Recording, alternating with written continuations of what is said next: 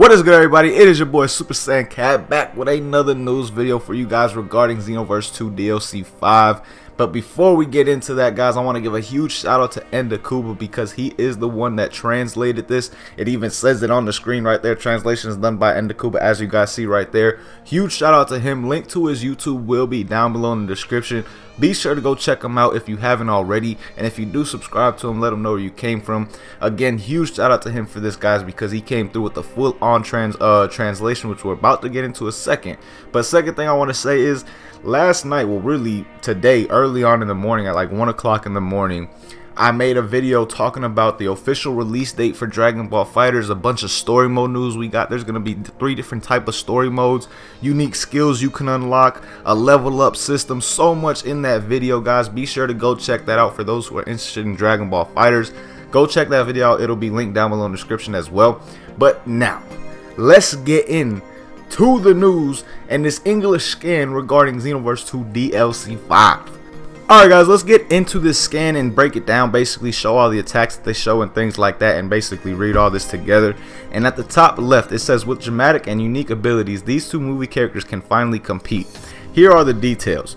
First attack shown for Tapion is Brave Sword attack. In a blink of an eye, jump in and slash with the sword.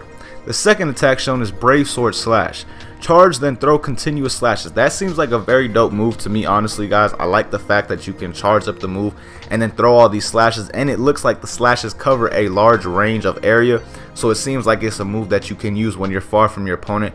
I also want to see if that move is something that you can use like with a combo, with a knockdown or knock away. I'm real curious on that, but that move looks extremely dope, and so does the Brave Sword attack as well. I'm curious if that one works off of a knock away or knockdown as well, but that's something that we will see when we actually get our hands on the DLC. Now, the last attack, this is one that left me kind of thinking and scratching my head when I first saw it, when I first saw the scan. Brave Flute, a technique to build a barrier while playing a flute. Now, is the whole purpose of this attack to build a barrier around you? And does the barrier last for like a certain amount of time where you can't get hit? How does that barrier work? Or do you build a barrier around you while you play the flute, and then the flute gives you some kind of stat bonus? I'm real curious on that move, guys. That's the one that I'm most interested in regarding Tapion. But Android 13, this guy has my mind just blown. And you guys will see why in a second when we get to the point. But his first attack has me scratching my head as well. SS Deadly Bomber. Fire a special air bullet. It can repeatedly track and stop. Like, you're telling me that this move can track its opponent, but you can stop it midway and like send it another way? Like, how does that work? I really want to know, and I'm curious how that move right there is going to work, because again, the fact that it says it could track and stop, what does it exactly mean by track and stop? Does it mean you could track, stop, and retrack? I'm real curious on that move right there. But moving on to his next move, Handy Cannon, a technique allowing you to shoot air bullets from your hand. Looks like a pretty cool move, and it looks like it's something that definitely work off of a knock away attack. Don't know about a knockdown yet, we'll see how fast it is, but it looks like a pretty cool move. Now, this next move, this is unbelievable. Data input, automatically avoid regular attacks for a certain amount of time. You telling me these developers from Bandai, from Dips, decided to add Ultra Instinct to the game, but give it to an Android? What kind of sense does that make? This data input, by it should just say Ultra Instinct. The fact that you can avoid regular attacks, that's basically just like the Ultra Instinct mod with the auto dodge. That's what I'm getting from this right here. Like, that is absolutely insane. If you can literally avoid regular attacks for a certain amount of time, like say even 10 to 15 seconds, that move is extremely OP. So I hope that's not what they truly mean by that. I hope it's, you know, something different. The scan came out wrong, something, because that is way too OP, guys. Like, honestly, that would make Super 13 absolutely insane. But now let's move on to the second part of this scan, where it talks about some costumes and things like that. Alright, guys, moving on with the scan to the part of it which is honestly like the most uneventful, the least like, you know, shocking and like eye-popping in my opinion of this whole scan, because the last part which I'm going to show is very dope as well. So definitely stay tuned for that. Make sure you're listening for the last part, because that's going to be dope. But here we go with this part of the scan where it says New outfits from Universe 2 and Universe 11 have appeared. Ribrianne and Topo's outfits from the tournament have appeared, with the Pride Trooper's costume and Topo's beard, and then Universe 2 Magical Girl Warrior outfit. Enjoy this exquisite fit.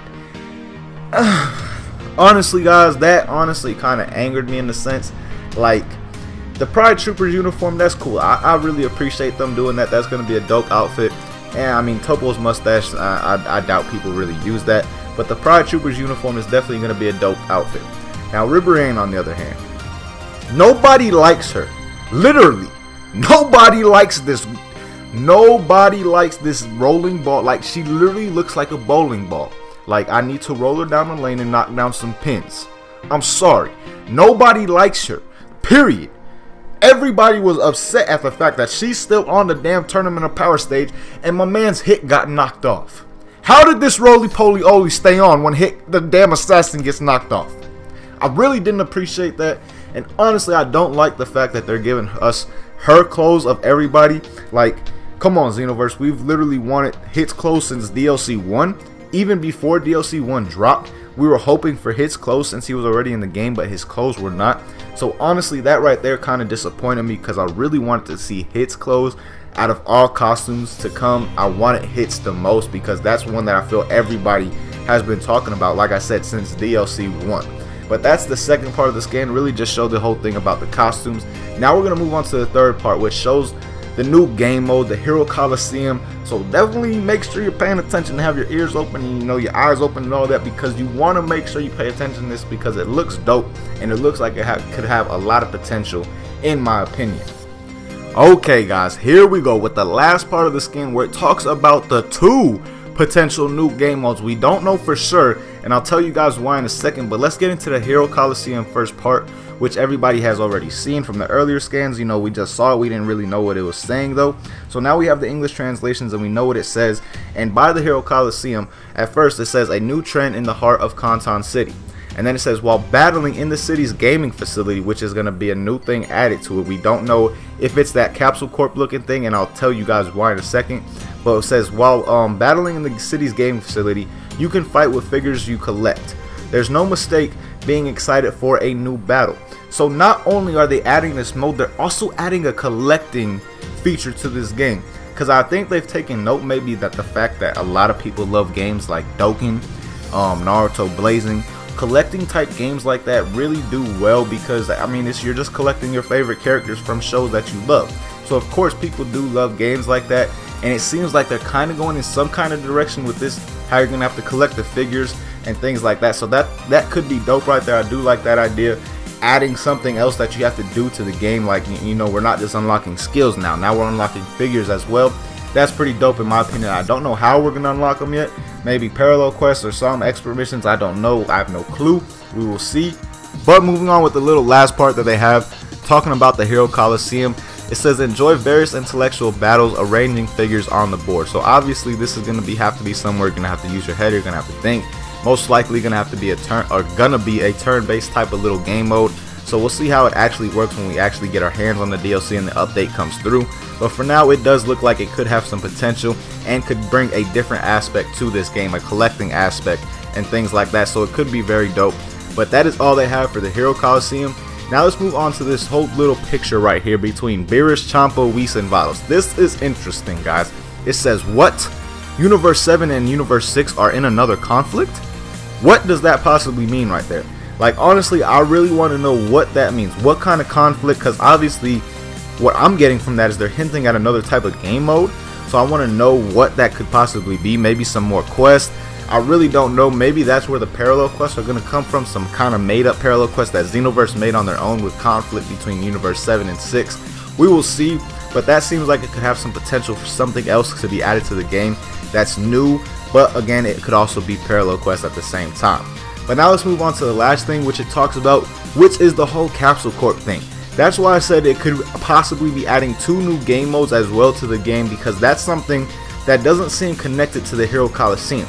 As it says, a mysterious facility brings changes to Dragon Ball Xenoverse 2. Obviously, it wouldn't be a mysterious facility if it was associated with the Hero Colosseum. I feel like it would say this is where the Hero Colosseum registration and all this takes place, but that's not what it says. It says, following the newsletter from the powerful developer Boma, you have been chosen to advertise. Are you excited? That kind of confuses me right there. Like, what am I going to be doing? Advertising Boma's new invention that she put in Kanton City for her? Like, that's a little bit confusing. I don't get that. Like, what are they adding? What are they doing with that? And what does that station actually do? What is so game changing about that station that it's going to bring a change to Dragon Ball Xenoverse 2? That right there has me a little confused as well, but it could potentially be another game mode, like I said. So we will see what that is as well. But man, DLC 5, guys, you have to admit, a lot of people were down on it first, but now it looks like, honestly, it could potentially bring life back to this game. Like, good amount of life, not put it on a lifeline like I honestly predicted before, but could actually bring this game back to full life, especially if they fix some netcode issues and fix some of the lag issues online. Everybody will be back on this game because the DLC that they're giving us is absolutely amazing. But let me know what you guys think on everything we talked about in this video, everything the scan showed, because again, DLC 5 is looking absolutely lit, guys. I cannot wait for this DLC to drop. Once we get a release date, I will let you guys know. But again, let me know what you guys think down below in the comments, because this DLC is looking absolutely amazing. But as always, man, thank you guys for watching. Hope you guys enjoyed this video. Hope you guys found the news, you know, exciting, and it gave you some hope, because it definitely gave me some hope. So I hope it gave you guys some hope as well. But till next time, hope y'all have a good day as always. Peace, y'all.